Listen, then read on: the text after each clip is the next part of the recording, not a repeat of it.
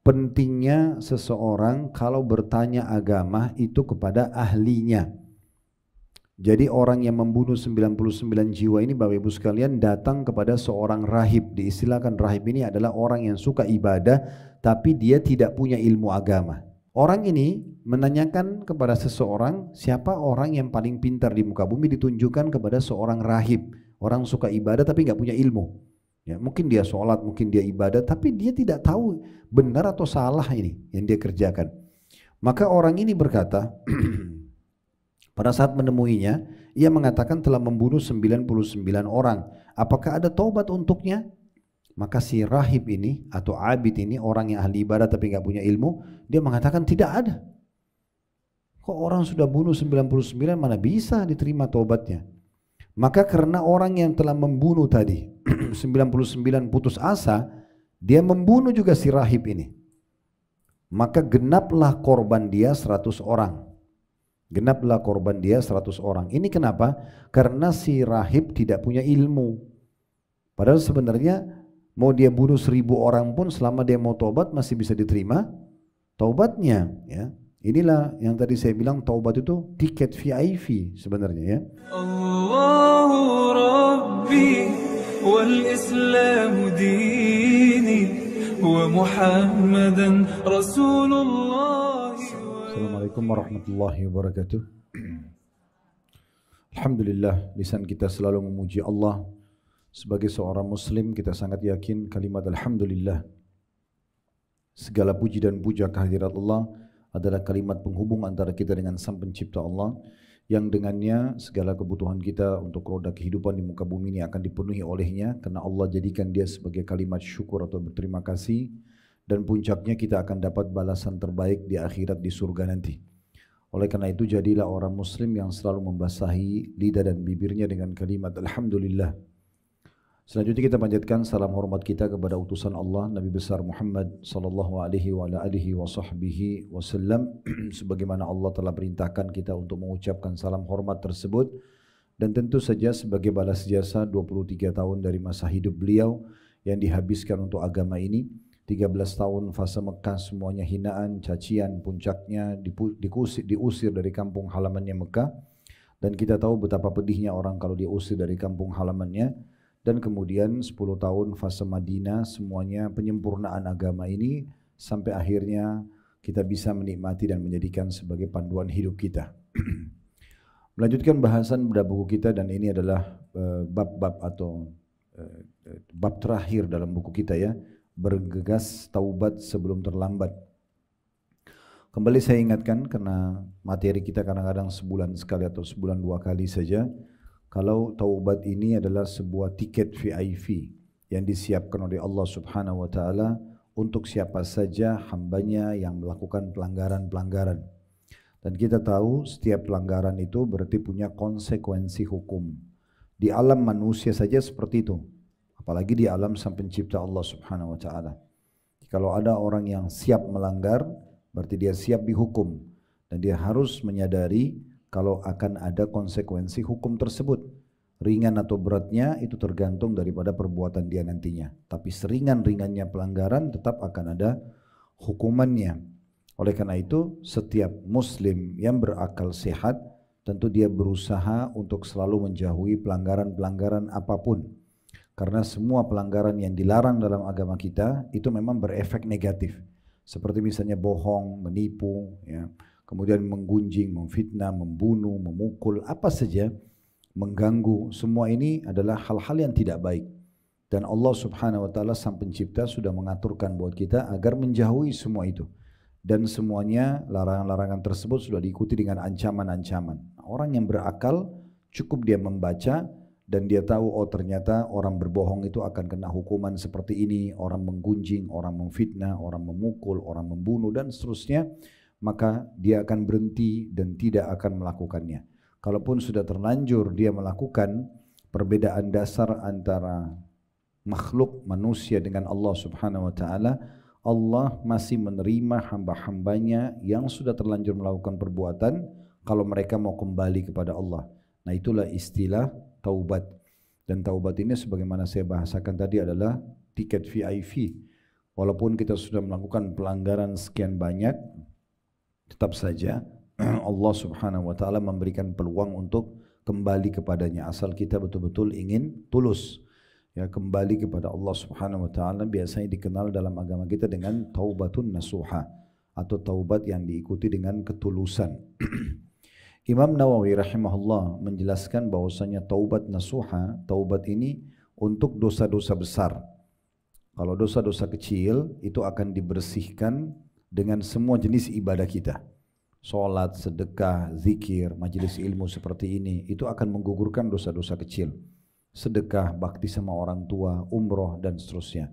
Kalau dosa-dosa besar itu wajib untuk taubat nasuha, dan Imam Nawawi mengatakan ada 3 syaratnya. Lagi zina, lagi bohong, lagi riba, lagi menipu, maka syaratnya 3 kalau mau taubat. Yang pertama, berhenti seketika. Stopkan dosa itu. Tutup kerannya. Yang kedua, sesali. Dan yang ketiga, janji sama Allah tidak akan mengulanginya antara kita sama Allah. Mohon maaf, kalau memang seseorang muslim memenuhi 3 syarat tadi, maka dipastikan dengan izin Allah Subhanahu wa taala taubatnya akan diterima. Nah, uniknya kalau dengan sang pencipta Allah Subhanahu wa taala, kita kalau taubat begini, maka betul-betul Allah berikan kita peluang seperti orang yang baru lahir. Seperti orang yang baru lahir, dia punya peluang untuk meraih semua rahmat Allah, semua fasilitas yang Allah janjikan bagi orang-orang yang patuh. Ya, apakah itu kesehatan, keturunan, pasangan hidup yang berbakti, yang baik, dan seterusnya. Semua peluang-peluang kebaikan dia akan dapatkan selama dia taubat nasuha. Tapi kalau ada salah satu syarat ini yang Bapak Ibu tidak penuhi, maka gagal taubat dari awal. Misalnya, ada orang meninggalkan dosanya, tapi dia bukan tinggalkan karena Allah, dia tinggalkan karena peluangnya tidak dapat misalnya. Ya, maka ini berarti dia tidak memenuhi syarat karena dia harus meninggalkan dosa itu karena Allah. Atau dia meninggalkan karena Allah, kemudian yang kedua dia sesali, tapi dia belum bertekad untuk tidak mengulanginya. Kalau ada peluang nanti dia mau ulangi lagi misalnya, maka berarti belum diterima juga taubatnya. Maka harus terpenuhi 3 syarat tersebut. Dari awal halaman pertama-tama buku kita sampai sekarang kita akan sampai di halaman 54, semuanya bicara tentang masalah taubat ini. Efek-efek dosa kepada umat-umat sebelum kita, bagaimana hukumannya. Semua orang yang melakukan pelanggaran dengan jenis pelanggaran yang sama maka sama hukumannya. Semua orang yang melakukan ketaatan maka fasilitas apa yang mereka dapatkan akan didapatkan dengan orang juga yang mencontohi langkah-langkah mereka. Kita sudah sering kasih contoh Nabi Muhammad SAW dan para sahabatnya yang patuh-patuh, yang soleh-soleh, gitu kan?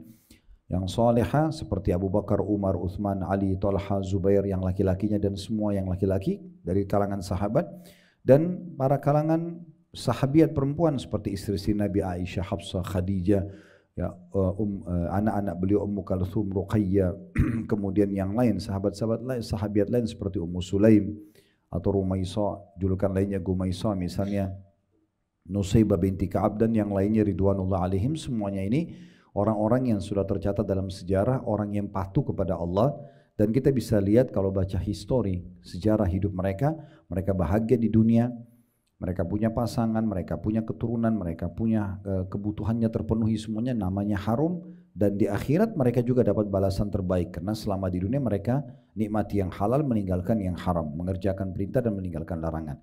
Nah, sebaliknya orang-orang yang membangkang seperti kasus Abu Jahal, Abu Lahab, ya, Umayyah bin Khalaf dan beberapa tokoh-tokoh Quraisy di Mekah, mereka membangkang. Dulu mereka punya harta, mereka punya kedudukan, tapi akhirnya habis semua itu, tidak ada lagi yang dikenang. Orang sudah tidak tahu di mana rumahnya Abu Lahab, di mana rumahnya Abu Jahal, lalu kemudian apa saja harta dia di masa dia hidup, semua cuma jadi kenangan, tidak ada lagi yang mengetahui di mana dan seperti apa bentuknya. Dan akhirnya di dunia juga mereka terbunuh di perang Badar dengan mengenaskan, dan akhirnya juga di akhirat akan masuk ke dalam neraka. Jadi ini sudah menjadi jalan. Orang yang mengikuti jalan orang-orang yang baik, maka akan sama kesudahannya. Sama juga balasan yang akan didapatkan. Orang yang mengikuti orang-orang yang melanggar dan membangkang, sama juga kesudahannya. Pasti akan sama, tidak akan berubah sistem itu sebagaimana Allah kekalkan dalam Al-Quran, وَلَنْ تَجِدَ لِسُنَّةِ اللَّهِ تَبْدِيلًا. Kalian tidak akan pernah menemukan ada perubahan-perubahan di peraturan Allah Subhanahu wa taala. Orang yang patuh akan dapat balasan, orang yang membangkang maka akan dapat hukuman. Nah, seperti itu gambarannya. Kita sudah menjelaskan pada pertemuan yang lalu ada dua buah kisah ya. Kisah tentang taubat. Yang lain atau yang terakhir kita ceritakan tentang kisah Ka'ab bin Malik radhiyallahu anhu pada saat beliau taubat nasuha setelah diboikot kurang lebih 53 hari karena tidak hadir di perang Tabuk. Sebuah kisah yang sangat menyentuh. Lalu kemudian dia taubat dengan tulus dan yang menyelamatkan dia kejujuran. Dia jujur, tidak bisa ikut peperangan karena memang dia lalai dan dia tidak mau berbohong, tidak mau mencari alasan, tidak mau berdusta di hadapan Allah dan Rasulnya, maka Allah pun menerima taubatnya. Dan ini sudah panjang lebar kita jelaskan. Sekarang kita masuk kisah kita yang ketiga, kisah-kisah dari orang-orang yang taubat, yaitu taubatnya orang yang membunuh 99 jiwa. Saya tidak akan fokus baca langsung ke riwayat yang akan kita bahas ini, tapi saya ingin bahas dulu tentang masalah membunuhnya. Membunuh bagian daripada dosa besar.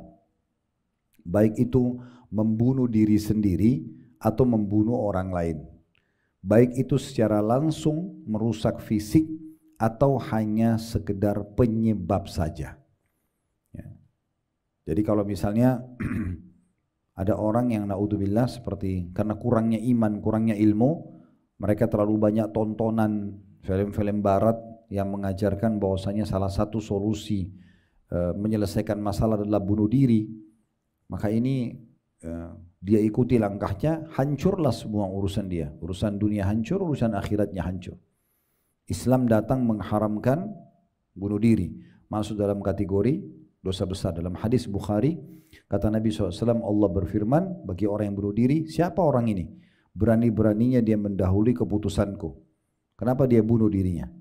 Dan Allah Subhanahu wa taala juga berfirman, "Wala tuhliku anfusakum, innallaha kana bikum rahima."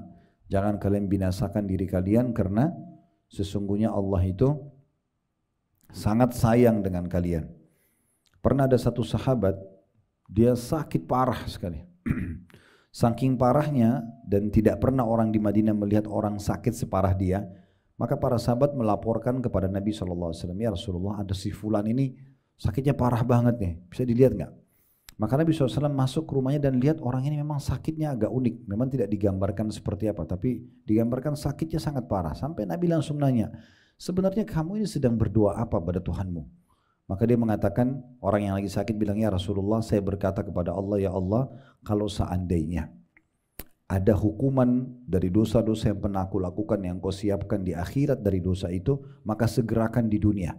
Karena aku tidak ingin disiksa di akhirat. Karena permintaan doa itu, maka dia dihukum oleh Allah dengan penyakit yang sangat berat. Kata Nabi Muhammad SAW, Maha Suci Allah. Kenapa kau bicara seperti itu? Kenapa kau tidak baca doa Rabbana atina fid dunya hasanah wa fil akhirati hasanah wa qina adzabannar? Minta supaya Allah tidak hukum. Minta supaya Allah maafkan tanpa hukuman. Allah berikan tanpa ujian. Bisa. Tergantung permintaan kita sebenarnya. Ya. Maka orang ini ditegur oleh Nabi SAW karena dia seperti tidak masuk malah ke rahmat Allah, tapi coba masuk kepada siksa Allah Subhanahu wa ta'ala. Jadi nggak boleh kita bunuh diri Bapak Ibu sekalian, dan berhenti untuk menonton cuplikan-cuplikan yang mengajarkan ke sana. Ya, bahkan saya temukan beberapa teman-teman kita yang sudah sampai pada tingkat ketenaran di Indonesia. Salah satunya sempat kami panggil undang di Blok M beberapa waktu lalu.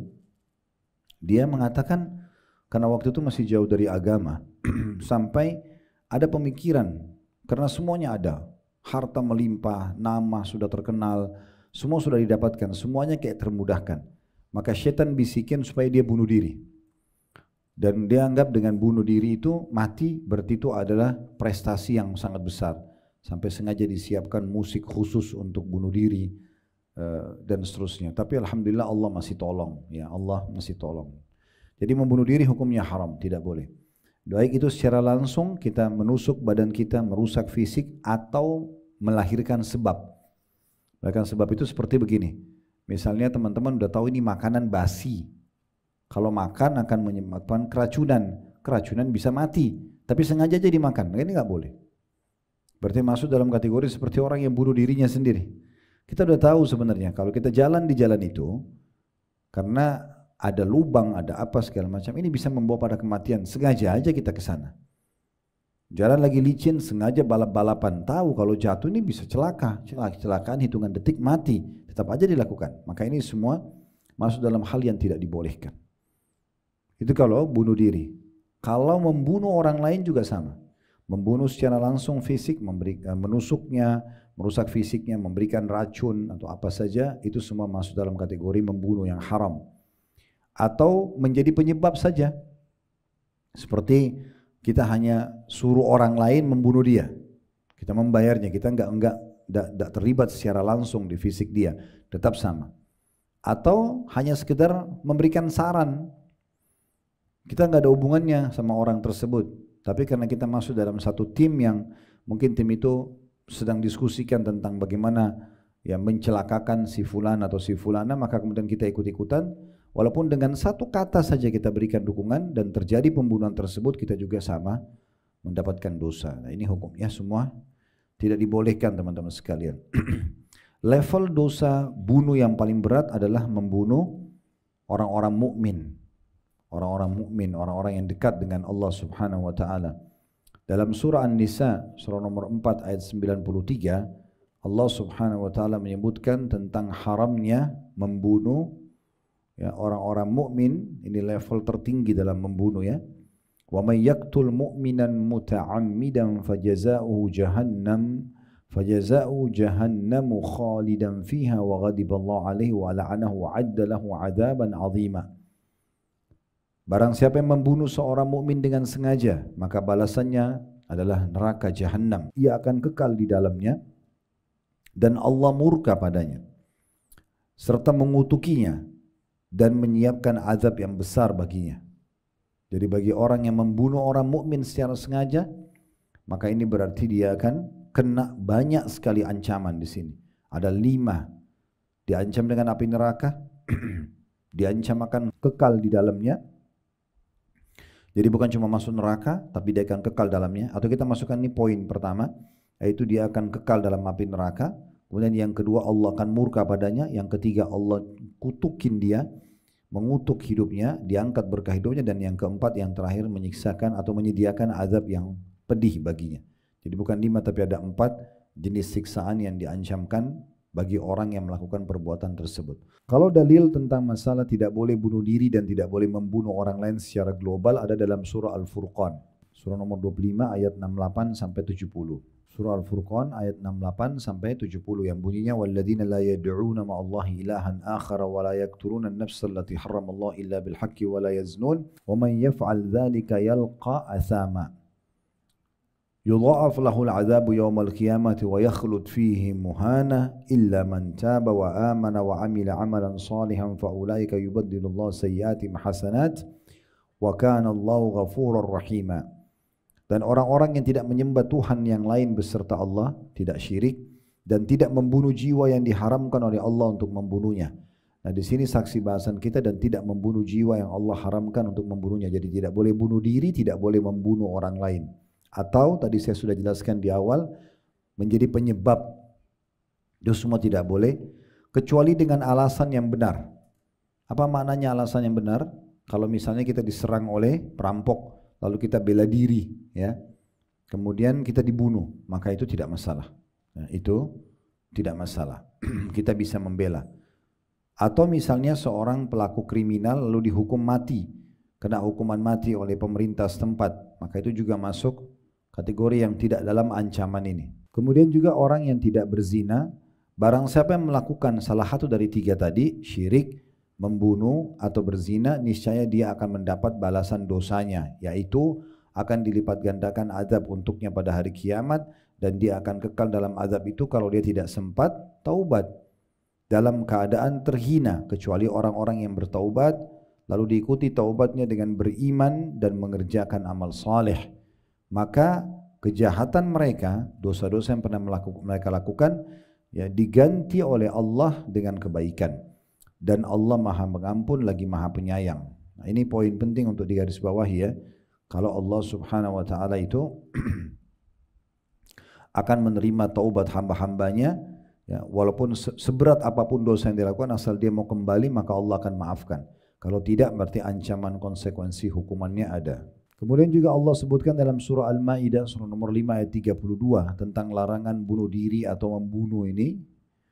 Man qatala nafsan bighairi nafsin aw fasadin fil ardi faka'annama qatala an-nasa jami'an wa man ahya faka'annama ahya an-nasa jami'an. Barang siapa yang membunuh seseorang manusia bukan karena orang itu membunuh orang lain atau bukan karena membuat kerusakan di muka bumi, maka seakan-akan dia telah membunuh manusia seluruhnya. Jadi kalau ada orang yang membunuh orang lain atau penyebab orang lain mati, maka dia kena dosa seperti membunuh semua manusia. Padahal yang dibunuh cuma satu. Ya. Dan barang siapa yang memelihara kehidupan seorang manusia, dia menyelamatkan satu nyawa. Ini keutamaan besar bagi para dokter ya, pada saat mereka berusaha menyelamatkan satu nyawa. Atau mungkin tidak harus dokter, kita coba membantu siapa yang sedang sakit, apakah kita memberikan biaya dia berobat, intinya dia bisa sembuh. Jadi dia hidup kembali, maka pahalanya seakan-akan dia telah memelihara kehidupan seluruh manusia. Sebagian ulama menjadikan ini dalil bagi orang juga yang donor darah. Orang yang donor darah, maka mereka menggunakan dalil seperti ini. Kalau dia mendonorkan darahnya sehingga orang yang kekurangan darah terbantukan lalu dia bisa melanjutkan hidupnya, maka dia dapat pahala seperti menghidupkan semua manusia. Dalam sebuah riwayat disebutkan tentang tafsir ayat tadi yang baru kita bacakan, ya. Al-Maidah 32. Man qatala nafsan wahidatan harramaha Allah. Ini kata Ibnu Abbas radhiyallahu anhu, barang siapa yang membunuh satu jiwa yang telah Allah haramkan, fahuwa mithl man qatala an-nasa jami'a, maka dosanya sama dengan dia membunuh seluruh manusia. Jadi bahaya sekali dosa membunuh orang ya. Sa'id bin Jubair rahimahullah seorang ulama tabi'in berkata, man istahalla dama muslim, siapa yang menghalalkan darah seorang muslim, faka'annama istahalla dima'an nasi jami'a, maka seakan-akan dia telah menghalalkan darah semua manusia. Wa man harrama dama muslim faka'annama harrama dima'in nasi jami'a. Dan barang siapa yang mengharamkan darah seorang muslim, maksudnya dia jaga supaya tidak celaka, supaya tidak terbunuh, maka seakan-akan dia telah menjaga darah semua manusia. Jadi ini keutamaan yang luar biasa. Jadi tingkat tertinggi membunuh orang beriman.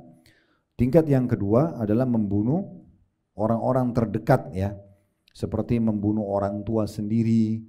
Karena ada sebagian anak-anak gitu ya, kita pernah dengar cerita, dikuasai syaitan.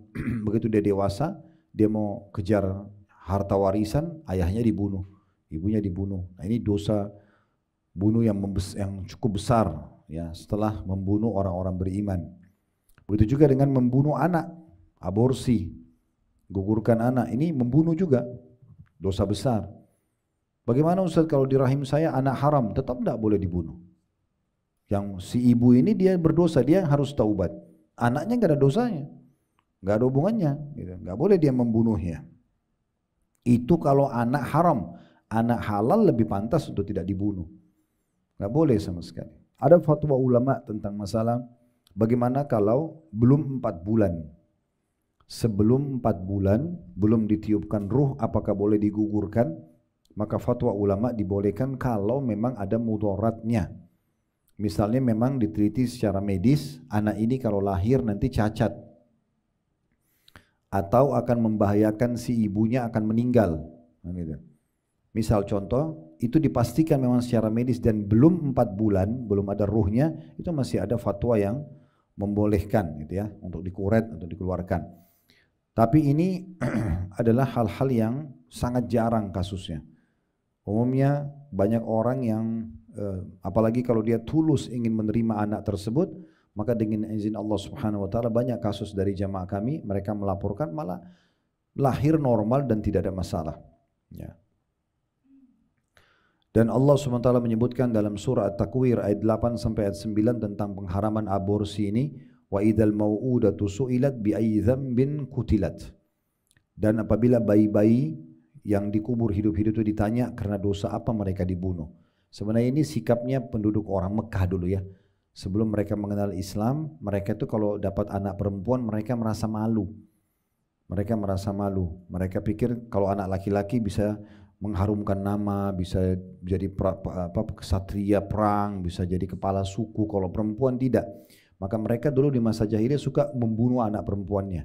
Kalaupun ada yang dibiarkan 1-2 hidup, yang lainnya dibunuh, dikubur hidup-hidup. Ya. Nah itu Allah turunkan firman-Nya surat Takwir. Dan pada saat bayi-bayi perempuan yang dikubur hidup-hidup itu ditanya kenapa mereka dibunuh. Apa salahnya? Islam datang tidak membolehkan sama sekali pembunuhan-pembunuhan seperti ini.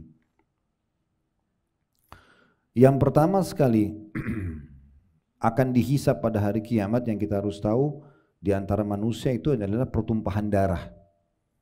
Pertumpahan darah nanti hari kiamat yang pertama sekali nanti dihisab hari kiamat itu. Sebagaimana sabda Nabi SAW dalam hadis Bukhari Muslim, awwalu ma yuqda bainan nasi fid dima. Awal sekali nanti akan diselesaikan pada hari kiamat di mahkamah Allah di antara perselisihan manusia adalah pertumpahan darah di antara mereka. Ya.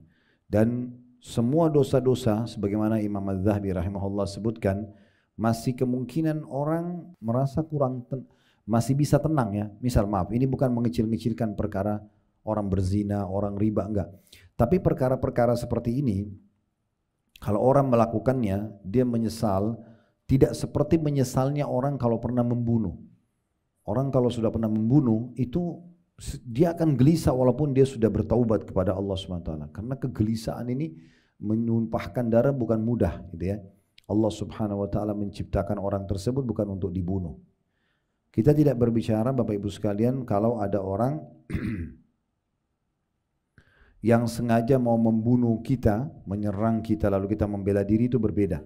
Karena pernah dalam sebuah riwayat ada satu orang sahabat yang berkata, ya Rasulullah, kalau seandainya saya punya harta, kemudian mau dirampok oleh seseorang, apa yang saya lakukan? Kata Nabi SAW, perangi dia, lawan orang itu. Orang ini lalu mengatakan, ya Rasulullah, kalau saya membunuhnya, kata Nabi SAW, kau tidak berdosa, karena hartamu mau diambil, perampok. Ya. Lalu kata orang tersebut, bagaimana kalau saya dibunuh? Kata Nabi SAW, engkau akan mati syahid. Engkau akan mati syahid. Itu berbeda kasusnya. Ya. Tetapi selain daripada ini tidak boleh sama sekali kita masuk ke bab ini. Nah saya pernah jelaskan ini waktu kami jelaskan kajian dosa-dosa besar di blog yang biasanya kayak Rabu malam, ya kayak malam ini insya Allah.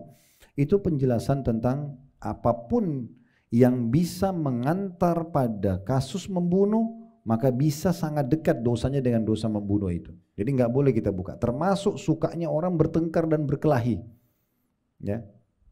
Jadi saya sering kasih masukan kepada jemaah, kalau ada yang mengajak Bapak Ibu untuk selalu mau ribut, tinggalkan aja. Tidak usah dilayani. Orang yang suka ngajak bertengkar, ribut itu nggak usah dilayani. Tinggalkan saja. Mau dia bilang kita pengecut, mau dia bilang kita tidak usah. Karena kita nggak bisa kontrol pada saat emosi.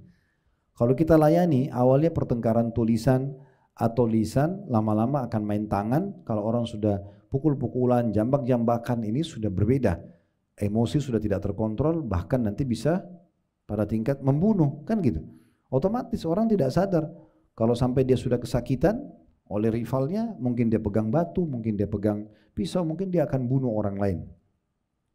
Makanya Nabi SAW mengingatkan penting sekali. Ya. Kata Nabi SAW, idal taqal muslimani bisayfihima fal qatilu wal maqtulu finnar. Kalau dua orang ya saling bunuh-membunuh, maka yang membunuh dan yang dibunuh di neraka. Yang membunuh dan yang dibunuh di neraka. Maka salah satu sahabat mengatakan, ya Rasulullah, hadal qatil fama balul maqtul. Wahai Rasulullah, orang yang membunuh kami faham, wajar dia masuk neraka karena dia membunuh. Bagaimana kami memahami orang yang terbunuh, kenapa juga masuk neraka? Kata Nabi SAW, innahu kana harisan ala qatli sahibihi. Karena sebenarnya yang terbunuh itu juga sudah niat ingin membunuh rivalnya, kebetulan dia lebih dulu terbunuh. Karena orang sudah saling serang menyerang itu susah sekali. Masuk dalamnya masalah tawuran. Tawuran itu jadi haram. Karena sangat dekat dengan membunuh kan gitu.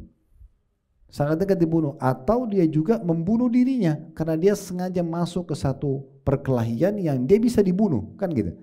Maka itu semua adalah perbuatan-perbuatan yang haram yang tidak boleh sama sekali. Ya. Kemudian baru masuk kasus tentang jenis pembunuhan selanjutnya, membunuh orang-orang kafir yang dalam kesepakatan damai. Diistilahkan dengan mu'ahad. Ya. Kenapa di Indonesia orang-orang non-muslim aman-aman? Karena memang selain peraturan negara kita, memang dalam Islam tidak boleh kita ganggu orang kafir. Tidak boleh. Kalau orang kafir yang tidak ada masalah sama umat Islam, nggak boleh diganggu.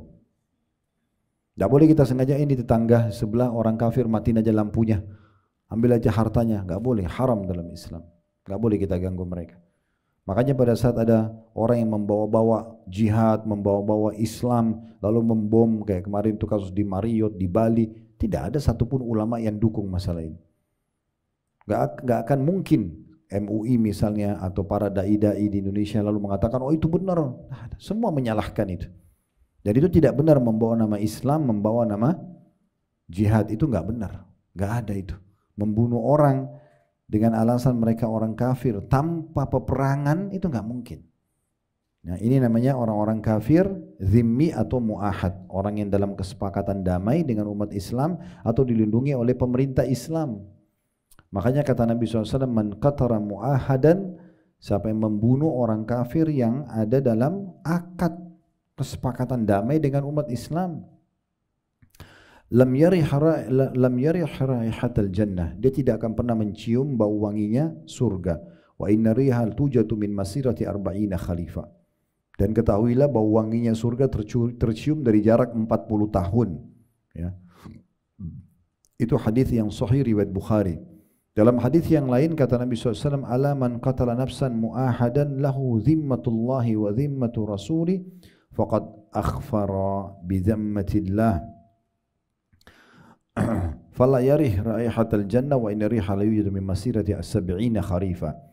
Ingatlah kata Nabi SAW, jadikan pegangan hidup kalian wahai umatku, siapa saja yang membunuh orang kafir mu'ahad, orang kafir di bawah kesepakatan damai dengan umat Islam, dilindungi oleh pemerintah Islam kayak kita di Indonesia ya misalnya, maka dan orang mu'ahad itu mendapatkan jaminan Allah dan Rasulnya, maka ia telah membatalkan perjanjian Allah. Ia tidak akan bisa mencium bau wanginya surga, padahal bau wangi surga dicium dari jarak perjalanan 70 tahun. Hadis riwayat Tirmidzi. Ya. Kemudian juga kata Nabi SAW, man adza dhimmiyan kuntu lahu khasiman yaumal qiyamah, siapa yang menyakiti seorang zimmi, seorang kafir yang di bawah kesepakatan damai, ya tidak buat masalah dengan umat Islam, maka dia akan jadi musuhku hari kiamat. Lalu orang kafir seperti apa yang boleh dibunuh? Yang kafir harbi namanya. Siapa itu kafir harbi? Orang kafir yang keluar ke kancah peperangan untuk perang lawan umat Islam. Nah kayak sekarang orang Yahudi di Gaza.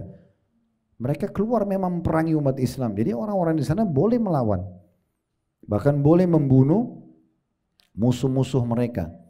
Kasus Nabi Muhammad SAW waktu bertemu dengan pasukan Quraisy di Badr. Ada 70 orang dari orang kafir Quraisy yang terbunuh, di antaranya Abu Jahal Umayyah bin Khalaf, Syaibah, Walid dan seterusnya. Begitu juga pada saat mereka datang ke Uhud, mereka akan menyerang Madinah. Terbunuhlah dari orang-orang kafir Quraisy juga puluhan orang.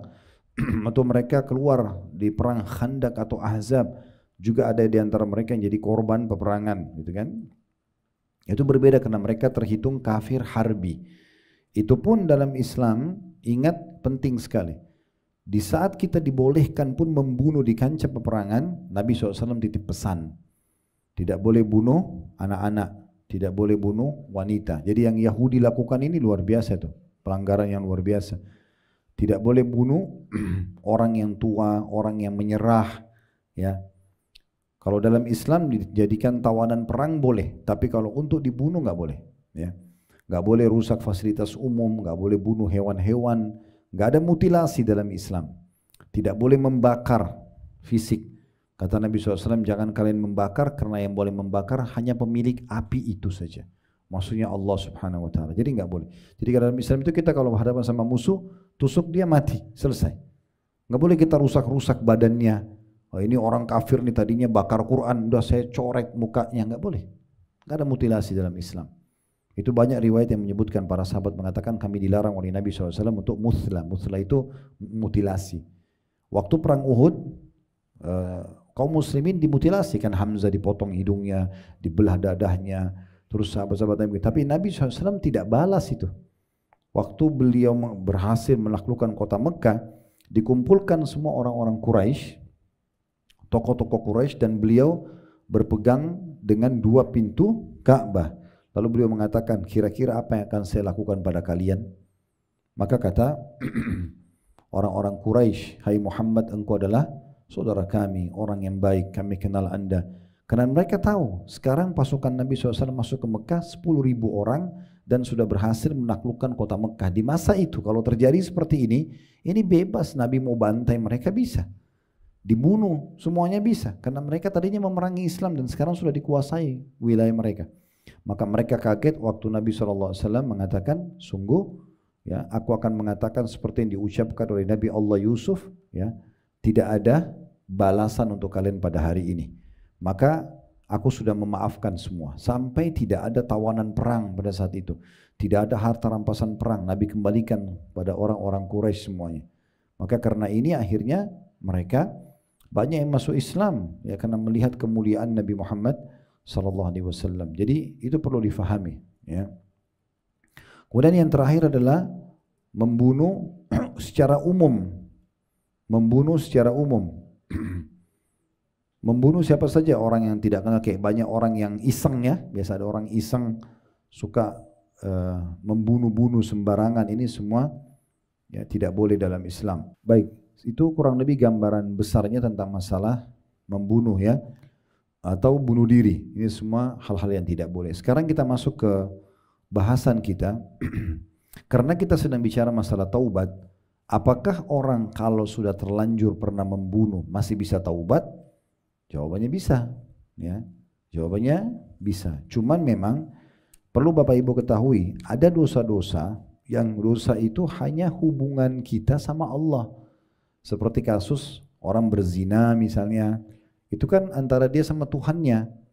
Dia bertaubat, ya udah, gitu. Allah terima taubatnya. Atau dia tidak sholat, lalu dia taubat, ya sudah, sekarang tinggal dia perbaiki, karena itu hubungan sama Tuhannya langsung.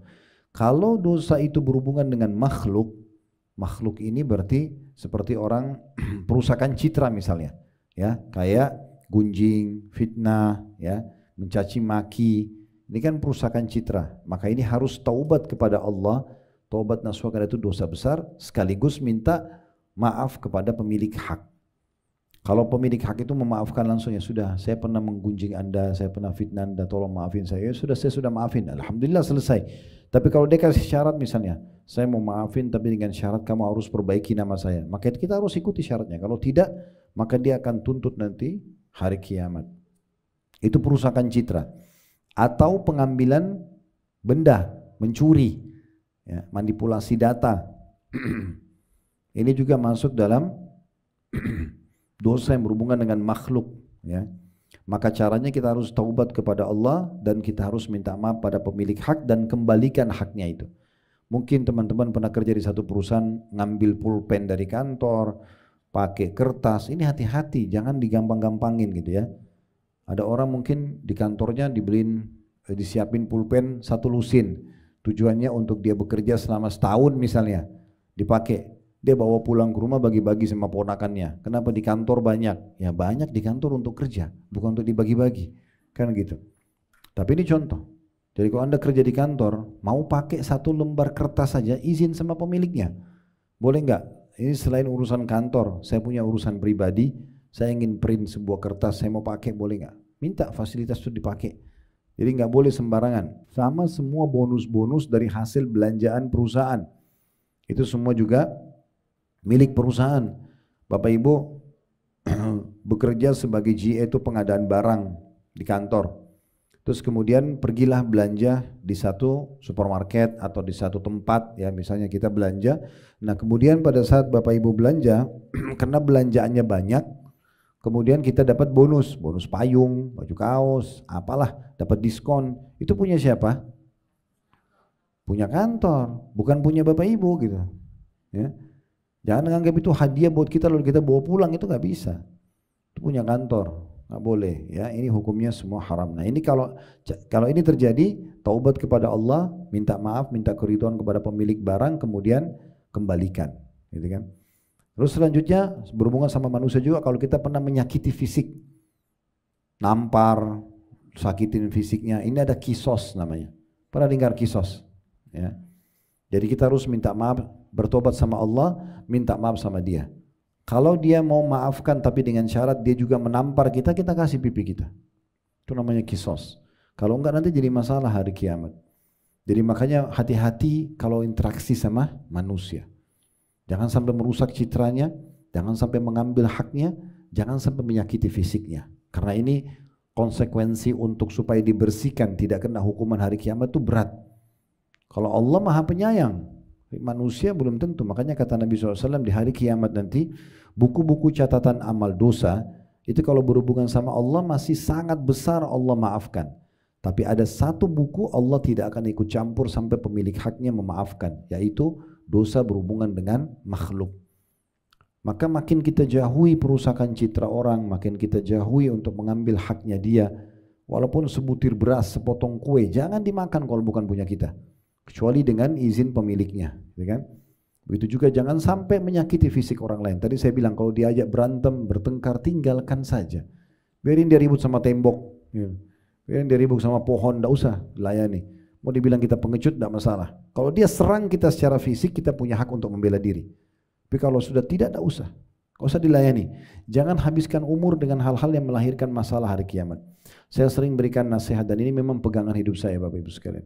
Menuju ke akhirat bawalah dua hal dan jangan bawa dua hal. Menuju ke akhirat bawa amal soleh dan teman soleh. Ya, kalau perempuan teman solehah. Dari amal soleh ke amal soleh yang lain, itu aja terus kita sibukin diri. Dari sunnah ke wajib, wajib ke sunnah, sunnah ke sunnah, selalu kita kerjain. Ini bubar pengajian begini, sebentar pikir lagi, apalagi ya, amal soleh apalagi, lakukan, lakukan terus sampai kita tidur. Tidur pun yang hukumnya mubah, niatkan supaya memberikan hak jasad. Itu bisa 6 jam, 5 jam, 7 jam, 8 jam kita tidur, itu menjadi pahala semuanya kalau diniat untuk memberikan hak jasad. Karena perbuatan-perbuatan mubah seperti makan, minum, tidur, mandi, olahraga ini kan mubah. Boleh dikerjakan tidak berpahala, ditinggalkan juga tidak berdosa gitu ya. Tapi bisa berubah jadi sunnah kalau kita niat untuk memberikan hak jasad kita. Maka bisa menjadi hukumnya sunnah gitu ya. Maka kita niatkan semua di situ. Kemudian bawa teman-teman yang baik. Teman-teman yang baik ini, teman-teman yang soleh dan soleh, tempatnya masjid dan majelis ilmu. Kalau mereka ini nanti di hari kiamat kita kena bersahabat sama orang-orang baik ini. Di hari kiamat nanti pada saat mereka sudah lolos di timbangan amal dan kita masih kurang, dia bisa tolong kita nanti. Ya, dalam sebuah riwayat disebutkan ada orang nanti masuk neraka, dikeluarkan karena dia pernah berteman dengan seorang yang baik. Sampai ahli neraka menanyakan, kenapa dia dikeluarkan? Apakah ada amal soleh yang dia kerjakan?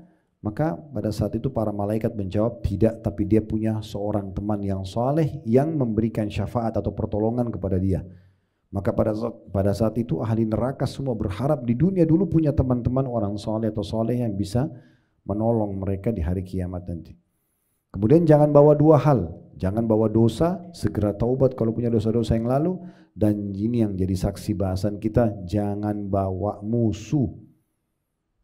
Jangan dari bangun tidur, buka WA yang pertama ditulis sudah tahu belum? Ya. Gosip dulu nomor 1, cari dulu kesalahan orang. Gak perlu, gak usah. Ini juga sekaligus saya nasehatin nih, sekarang mau pilpres nih. Nanti kalau mau milih aja yang Bapak Ibu suka. Gak usah ikut-ikutan campur bicara tentang si fulan dan si fulan. Akhirnya kita masuk ke ranah orang itu padahal sebenarnya mungkin kita salah. Ini kan jadi masalah ini. Bagaimana caranya minta maaf? Bisa datang ke rumahnya minta maaf? Susah sekali. Kalaupun kita ketemu dia mau maafin gak? Belum tentu. Apalagi kalau yang kita serang itu pas kalah benar. Tambah sakit hati dia misalnya. Ini jadi masalah. Terutama ibu-ibu udah deh, urus tempe, goreng tempe, masak urus anak, udah gak usah urus ini gitu. Ya, ini sayang banget ini, buang-buang waktu. Ya, kalau mau pilih silahkan, itu hak kita sebagai warga negara. Tapi pilih selesai, sebatas itu saja, itu kertas jeblos pulang, udah urus urusan kita yang lain. Gak usah kita masuk karena menggibah orang, memfitnah orang, karena ini bahaya sekali. untuk membersihkan dosanya harus minta keridhaan dan maaf kepada orang tersebut. Ingat, kalau aib itu ada pada diri seorang muslim, apalagi ini kandidatnya semua muslim nih. Kalau aib itu ada pada diri seorang muslim dan kita sebutkan namanya ghibah, itu dosa besar. Kalau tidak ada namanya fitnah. Makanya kata Nabi SAW, kalian tahu apa itu ghibah? Gunjing. Kata para sahabat, Allah dan Rasulnya lebih tahu. Kata Nabi SAW, engkau menyebutkan tentang saudaramu yang ada padanya tapi dia tidak suka untuk disebut. Dia nggak mau diceritain itu. Kalau tidak ada, maka jadi fitnah. Dalam riwayat lain ada sahabat mengatakan, ya Rasulullah, bagaimana kalau yang saya ceritakan memang ada pada dia? Kata Nabi SAW, kalau gitu kau telah menggibahnya. Jadi nggak usah masuk ranah itu. Untuk apa? Urus diri sendiri. Ya. Juga sama, Bapak Ibu sekalian, kalau ada waktu lowong, kata Nabi SAW, ni'matani maghbulun katsirun minan nas. Ada dua nikmat yang banyak luput dari manusia. Mereka lalaikan, as-sihhatu wal faragh. Kesehatan dan waktu lowong. Di waktu lowong ini saya sering-sering berikan saran. Saya pun begitu terapin dalam hidup saya. Gak usah kalau pas ibu dan bapak lagi santai di rumah, ini lagi ada kerjaan nih. Ya, kemudian buka handphone cari kontak kira-kira siapa teman yang lagi bermasalah. Kemudian kontak, kamu ada masalah apa, curhat aja sama saya. Mulailah orang bercerita panjang lebar dengan dia. Kalau dia cerita tentang pertengkaran sama suaminya, kita tidak sadar terbawa perasaan, apalagi ibu-ibu ikut menghina suaminya orang itu. Baik, bisa minta maaf kan? Ini masalah, untuk apa? Kalau lagi ada waktu lowong, pakai berzikir, pakai baca buku. Tidur lebih baik daripada gosip. Gitu. Kan gitu. Jadi jangan sampai nanti melahirkan musuh-musuh pada hari kiamat. Ini penting sekali ya. Karena berat, kita punya satu orang musuh saja, itu berat sekali hari kiamat. Cukup dia bisa mengambil sholat kita, mengambil puasa kita dan seterusnya. Bagaimana kalau kita setiap hari melahirkan musuh, setiap hari gosipin orang. Ya. Mungkin kalau dia selama 1 tahun 365 hari, berarti ada 365 musuhnya hari kiamat. Itu banyak sekali. Belum tentu juga kalau dia minta maaf orang mau maafkan. Gitu kan? Jadi nggak usah campuri urusan orang. Kalau depan mata kita orang itu salah, depan mata kita lihat salah secara agama, baru kita punya hak untuk mengingatkan. Kalau kita tidak tahu, jangan korek-korek. Gak usah cari tahu. Karena dengan mengetahui permasalahan orang, maka ada konsekuensi tanggung jawab kita juga nanti depan Allah hari kiamat nanti. Nah ini saya ingin berikan gambaran sebelum kita baca hadis, ya. Baik, kita kembali ke tadi, apakah orang akan dimaafkan oleh Allah SWT? Iya. Walaupun dia punya masalah sama manusia, iya. Tapi tadi saya bilang agak berat kalau sama manusia. Perusakan citra sudah kita beritahukan solusinya seperti apa. Kemudian kalau kita mengambil barang juga seperti apa. Kalau kita menyakiti fisik juga seperti apa. Baik, kita akan masuk sekarang. Ini ada sebuah riwayat sahih menjelaskan tentang luasnya rahmat Allah Subhanahu wa taala dalam hadis Bukhari Muslim tentang orang yang pernah membunuh 99 jiwa. Saya bacakan dulu. Di halaman 54 dari Abu Sa'id Sa'ad ibn Malik bin Sinan al-Khudri radhiyallahu anhu bahwasanya Nabi SAW bersabda, kana fi man kana qablakum rajulun qatala 99 nafsa fasa'ala an a'lami ahli al-ard fadulla ala rahib fa'atahu faqala innahu qatala 99 nafsan fahal lahu min taubah faqala la faqatalahu fakammala bihi 100. ثم سأل عن أعلم أهل الأرض فدل على رجل عالم فقال إنه قتل 100 نفس فهل له من توبة فقال نعم ومن يحول بينه وبين التوبة انطلق إلى أرض كذا وكذا فإن بها أناس يعبدون الله تعالى فاعبد الله معهم ولا ترجع إلى أرضك فإنها أرض سوء فانطلق حتى إذا نصف الطريق أتاه الموت فاختصمت فيه ملائكة الرحمة وملائكة العذاب فقالت ملائكة الرحمة جاء تائبا مقبلا بقلبه إلى الله تعالى وقالت ملائكة العذاب إنه لم يعمل خيرا قط فأتاهم ملك في سورة آدمي فجعلوه بينهم أي حكما فقال كيسوا ما بين الأرضين فإلى أيتهما كان أدنى فهو له فقاسوا فوجدوه أدنى إلى الأرض التي أراد فقبضته ملائكة الرحمة. Terjemahannya, kata Nabi SAW, ada seorang laki-laki dari golongan umat sebelum kalian. Langsung saja kita ambil faedah hadisnya sambil terjemahkan. Faedah pertama adalah kita boleh mengambil pelajaran dari kisah umat-umat sebelum kita.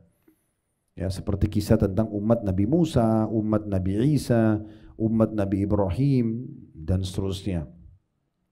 Maka Nabi SAW menukil ada kisah orang sebelum kalian. Ini berarti pelajaran pertamanya.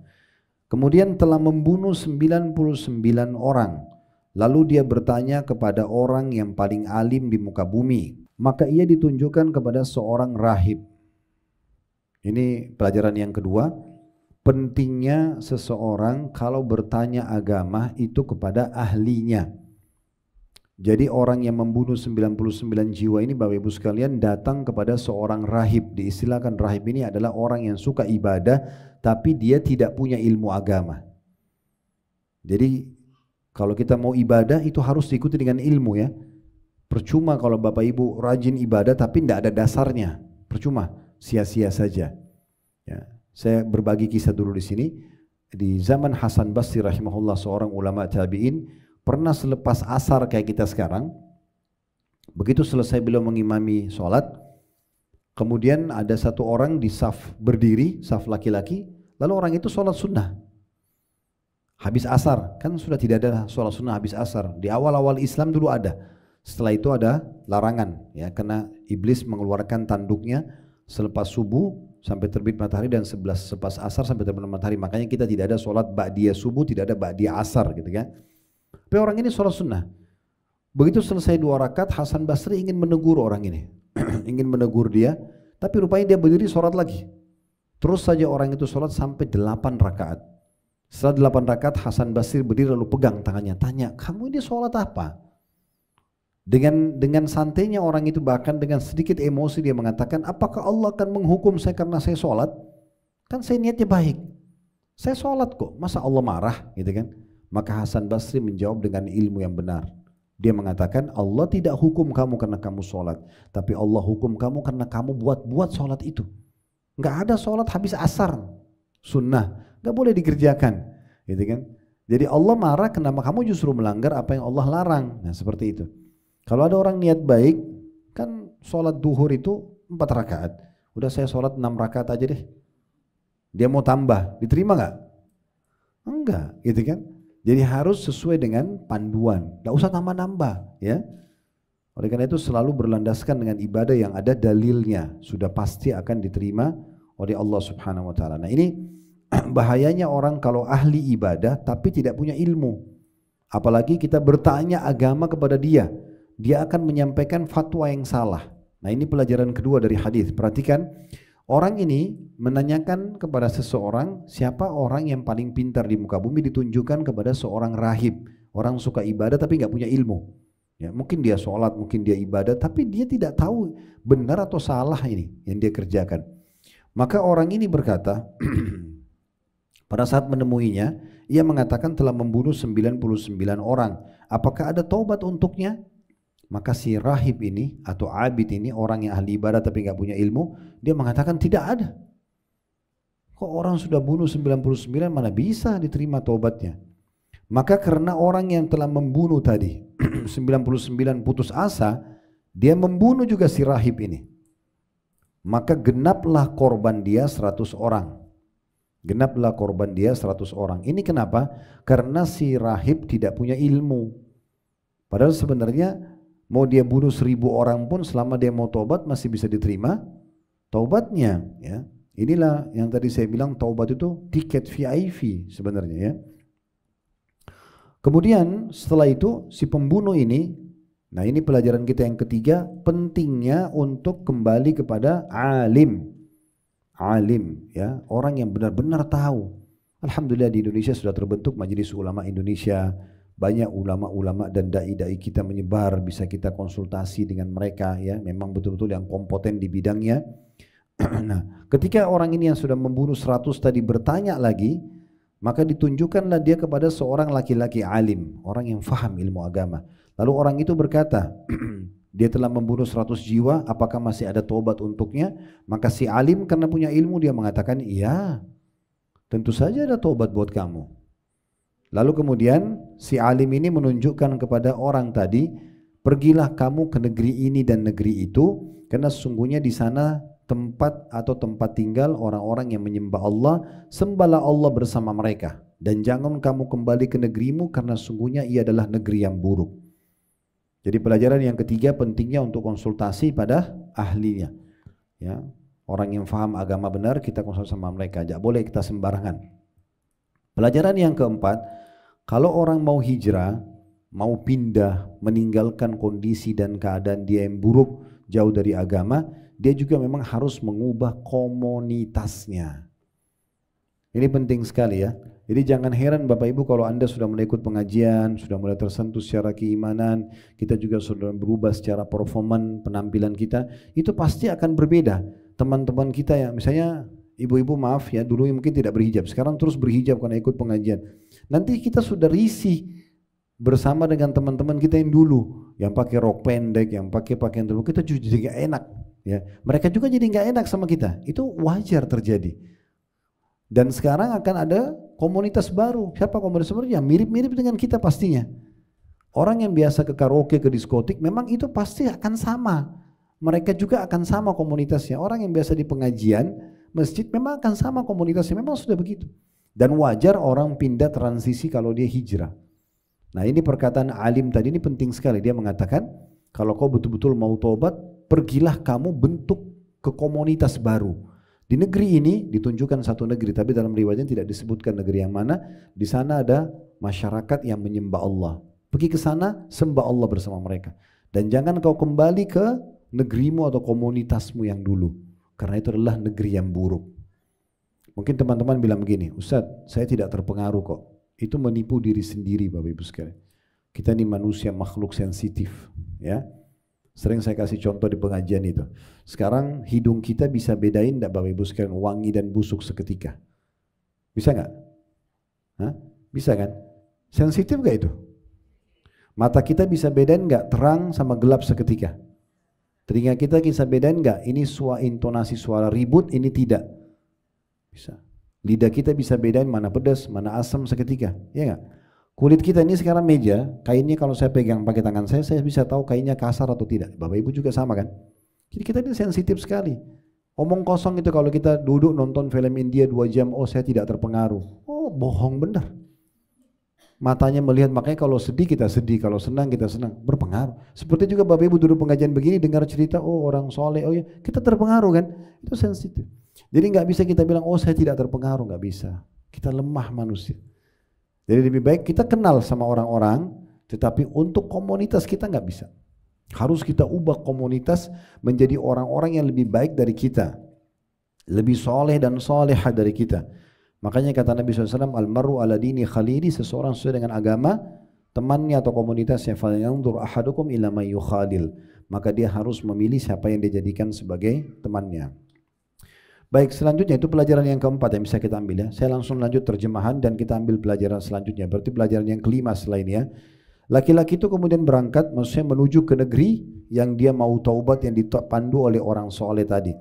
Hingga di tengah perjalanan kematian menghampirinya. Nah ini pelajaran yang kelima, bahwasanya ajal bisa datang setiap saat. Jadi jangan selalu terpengaruh, mohon maaf, jangan terpengaruh dengan badan yang masih sehat, kulit yang masih kencang, selalu melihat umur yang di atas, misalnya umur kita 30 tahun, masih ada orang yang 40 tahun, 50 tahun. Dia enggak lihat anak-anak yang sudah lahir. Padahal sebagian ulama mengatakan dengan lahirnya manusia kecil-kecil, anak kita, keponakan kita, anak tetangga, itu berarti tanda kematian kita. Karena sudah ada generasi yang akan gantiin kita itu. Sebagaimana dulu kita juga waktu bayi, orang tua kita menyaksikan kita kecil. Sekarang setelah kita dewasa 30, 40, mereka meninggal. Nah begitu juga kita nantinya. Jangan selalu lihat orang yang di atas. Umur kita 40 atau 50 tahun, kita lihat orang yang 60 tahun. Oh masih ada orang yang lebih tua. Enggak, lihat orang yang di bawah kita. Kematian bisa datang setiap saat. Ya, ruangan ICU di rumah sakit itu sedikit sekali. Bahkan kalau kita hitung, ini sering saya bahasakan, orang yang lalang di depan rumah sakit dengan orang yang sakit di rumah sakit dengan seluruh petugas rumah sakit tersebut tetap lebih banyak orang yang lalang. Artinya orang yang meninggal tanpa sakit lebih banyak daripada orang meninggal kalau sakit. Itu pun kalau ada orang sakit, siapa yang pernah nyangka Bapak Ibu sekalian, dia kayak punya tahapan, kemudian baru dia sakit ke depannya. Enggak, kadang-kadang kita tidur sehat, bangun flu. Ya, orang keluar sehat, dia tidak tabrakan, dia bawa mobil bagus, rapi, tapi dia ditabrak. Banyak kejadian. Jadi setiap saat bisa datang kepada dia. Ini pelajaran penting yang harus kita ketahui. Makanya kata Nabi SAW, kafa bil mauti dzakira. Cukuplah mati menjadi peringatan bagi seseorang agar dia berhati-hati dengan sikap dan perbuatannya. Ini pelajaran kelima. Pelajaran yang keenam, kalau orang meninggal, maka kalau dia orang beriman akan didatangi oleh malaikat rahmat atau kasih sayang. Kalau dia orang kafir maka akan ada malaikat penyiksa.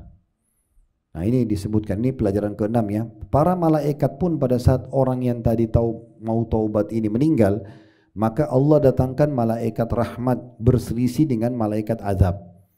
Karena malaikat rahmat yang membawa kain kafan dari surga untuk ruh orang-orang beriman. Kalau orang-orang yang banyak dosanya atau orang kafir, maka akan datang malaikat penyiksa bawa kain kafan dari neraka. Maka ini memang disebutkan dalam hadis Bukhari ya. Nah kebetulan karena orang ini memang belum pernah beramal soleh sebelumnya, pembunuh, penjahat, lalu sekarang dia baru taubat dan dia belum sempat beramal soleh apapun, baru dia mau menuju ke negeri yang dia rencana perbaiki keadaan dia. Meninggallah dia, maka datang malaikat penyiksa dan malaikat rahmat. Malaikat rahmat berkata, ia datang dalam kondisi bertaubat, menghadap dengan hatinya menuju Allah. Nah ini menjadi bagian ketujuh, faedah ketujuh dari hadis, yaitu orang kalau taubat harus betul-betul dengan hatinya, tulus karena Allah, dan bukan cuma ucapan lisan tapi dia dengan sikap, dia pergi memang mengubah keadaan dan kondisi dia menjadi orang yang lebih baik dari sebelumnya, lebih dekat kepada Allah Subhanahu wa ta'ala. Dan sering saya bahasakan Bapak Ibu sekalian, kalau mau jadi orang baik, bahasa agama kita soleh laki-laki dan soleh perempuan, jangan setengah-setengah. Jadi orang baik sekalian gitu ya, gak usah nyicil-nyicil. Jadi memang biar sekaligus kita rasakan kenikmatan iman tersebut. Itu pelajaran ketujuh tentang bagaimana taubat yang baik, yaitu orang yang tulus dengan hatinya memang menuju karena Allah, dan dia menuju setelah taubat itu ke jalan Allah Subhanahu wa ta'ala. Pelajaran ke-8 yang bisa diambil adalah malaikat itu pun berbicara, dan kita nanti bisa mendengarkan pembicaraan malaikat tersebut. Dan awal sekali manusia menyaksikan malaikat di saat dia menghadapi kematian. Itu nanti di situ, dan seterusnya di kuburan akan lihat malaikat, di hari kebangkitan akan lihat malaikat, di surga dan di neraka nanti akan lihat malaikat ya. Itu akan terjadi pembuktian tersebut. Ini pelajaran ke-8, kalau malaikat berbicara satu sama yang lain, dan berbicara juga dengan orang yang akan meninggal dunia. Kemudian pelajaran yang ke-9, kuasa Allah Subhanahu wa ta'ala yang mampu menciptakan apa saja, diambil dari potongan karena dua malaikat ini berselisih siapa yang ambil ruhnya orang ini, malaikat rahmaka atau malaikat penyiksakah. Maka Allah datangkan satu malaikat yang menjelma jadi manusia, lalu kemudian menengahi kedua malaikat tersebut ya, menjadi hakim, seraya berkata, ukurlah jarak antara dua negeri tersebut, mana yang lebih dekat maka ia termasuk penduduknya. Jadi yang menjadi penengah ini bilang kepada malaikat rahmat dan malaikat penyiksa, begini aja, kita ukur sekarang di tempat dia mati ini sampai ke negeri yang dia mau taubat, jaraknya dan jarak antara dia di saat meninggal ini ke tempat negeri dia awal yang dia buat dosa. Mana yang lebih dekat, maka itu yang lebih pantas dinilai. Misalnya dia lebih dekat dengan negeri yang dia mau bertobat, berarti yang ambil dia malaikat kasih sayang. Kalau dia lebih dekat dengan negeri yang tadinya dia berbuat dosa, maka berarti yang ambil dia malaikat penyiksa. Nah seperti itulah. Nah di sini kita ambil pelajaran ke-9 tentang kuasa Allah Subhanahu wa ta'ala untuk menciptakan siapa saja. Di sini Allah ciptakan malaikat, Allah datangkan malaikat, Allah jelmahkan menjadi manusia dan menengahi antara dua malaikat tersebut. Kemudian yang terakhir, pelajaran yang ke-10, dan ini penutupan riwayat, para malaikat tersebut kemudian mengukurnya dan mendapati laki-laki tersebut lebih dekat dengan negeri yang ia inginkan, maka malaikat rahmat kemudian membawanya. Dalam riwayat lain yang menguatkan ini Bapak Ibu sekalian, Yaitu kata Nabi SAW, Allah memperdekat satu jengkal negeri yang dia mau bertaubat, dan Allah jauhkan jarak satu jengkal dari negeri yang tadinya dia berbuat dosa. Karena dia bertaubat kepada Allah dengan tulus, maka Allah mudahkan dia untuk diraih atau di bawah ya oleh malaikat rahmah, oleh malaikat rahmah. Ini pelajaran yang ke-10 yang terakhir yang bisa kita ambil, bagaimana orang-orang yang tulus taubat kepada Allah SWT, Allah akan menerima mereka walaupun sebenarnya mereka belum berbuat amal soleh. Ya, pernah ada orang di perang Khaybar, dia masuk Islam, setelah dia syahadat, Nabi SAW mau memberikan kepada dia harta rampasan perang, tapi pada saat itu dia mengatakan, saya tidak mau harta ya Rasulullah. Saya masuk Islam ini karena saya dengar dari sahabat-sahabat Anda yang ikut berperang ini, mereka keluar dari Madinah tujuannya untuk terbunuh oleh orang-orang Yahudi ya, di medan perang ini supaya mereka masuk surga. Saya berharap anak panah Yahudi nanti terlepas dari benteng itu, kena di sini, dia tunjuk dada sebelah kirinya, tembus di sini. Kemudian kata Nabi SAW, Allah akan kasih kalau kau tulus. Allah akan kasih kalau kamu tulus. Kau akan diberikan mati syahid tersebut. Dia baru masuk Islam, beberapa saat kemudian berkecamuk perang, dan ternyata betul dia kena anak panah Yahudi di titik yang dia tunjuk. Maka kata Nabi SAW, apakah orang ini tadi yang baru saja masuk Islam? Kata para sahabat, iya ya Rasulullah. Kata Nabi SAW, maha suci Allah yang telah membenarkan janjinya. Siapa yang mau lihat penghuni surga yang belum pernah sujud sekalipun, karena orang ini baru masuk Islam, belum masuk waktu sholat sekarang, maka lihatlah orang ini. Siapa yang mau melihat penghuni surga yang belum pernah sujud sekalipun, lihatlah orang ini. Berarti memang orang kalau taubat Bapak Ibu sekalian, dan setelah taubat tiba-tiba ajalnya datang, dia tidak sempat mengisi lagi dengan amal soleh, tetap akan menyelamatkan dia hari kiamat.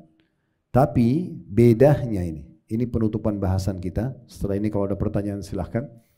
Cuma bedanya, apa bedanya kira-kira si A sama si B? Si A ini banyak buat dosa, anggaplah selama 50 tahun dia buat dosa. Di umur 51 tahun dia taubat nasuha, dimaafkanlah semua kesalahannya, lalu dia meninggal. Apa bedanya nanti di akhirat ya? Dengan si B, dari awal tidak banyak buat dosa. Dia beramal soleh sampai umur 51 tahun, terus dia meninggal. Dua-duanya masuk surga ini. Karena yang pertama juga dengan dia taubat dimaafkan, masuk surga. Orang ini beramal soleh masuk surga. Sekarang apa yang membedakan keduanya nanti di akhirat? Perbedaannya adalah derajatnya di surga. Tentu orang yang sibuk amal soleh terus ini lebih tinggi derajatnya di surga. Ini hanya sekedar lolos dari neraka masuk ke surga, tapi derajatnya di bawah. Ya, jadi kalau ada orang yang mengatakan, Ustaz kan bahas tentang taubat, kalau gitu saya buat dosa aja terus, nanti saya taubat toh juga masuk surga. Benar, kita nggak salahin, tetapi pertanyaannya dua, apakah Anda sempat taubat sebelum meninggal?